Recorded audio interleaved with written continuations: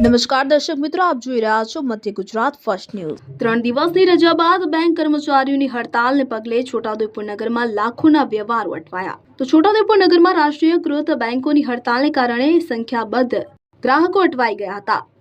પેન્શનરો, પગારદાર કર્મચારીઓ સહિત વેપારીઓ, નોકરિયાતો અને ગ્રાહકોને ભારે હાલાકી ભોગવવી પડી હતી। સતત 3 દિવસની રજા બાદ ચોથા દિવસે બેંક કર્મચારીઓની હડતાલને પગલે ગ્રાહકો અટવાઈ ગયા છે અને કરોડો રૂપિયાના વ્યવહારો અટકાઈ ગયા છે। બેંક કર્મચારીઓ 2015 થી સપ્તાહમાં માત્ર 5 દિવસ એટલે કે સોમવારથી શુક્રવાર કામ કરવાની માંગ કરી રહ્યા છે। હાલમાં બેંકો મહિનામાં 2 જ શનિવારે કામ કરે છે, જે કર્મચારીઓના કામના કલાકો અને કામ જીવન સંતુલનને અસર કરે છે।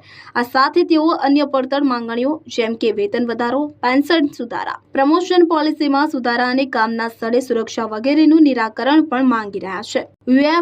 UFBOએ સરકાર અને બંને બેંક મેનેજમેન્ટ સાથે અનેક વાટાઘાટો કરી, પરંતુ કોઈ સંતોષકારક નિર્ણય નહીં થતા હડતાલનો નિર્ણય લેવાયો છે। બેંક કર્મચારીઓની હડતાલને પગલે નગરમાં આવેલી તમામ પબ્લિક અને પ્રાઇવેટ બેંકોમાં કામકાજ બંધ રહ્યા હતા, જેનાથી વેપારીઓ, વિદ્યાર્થીઓ અને સામાન્ય નાગરિકોને મુશ્કેલીનો સામનો કરવો પડ્યો હતો।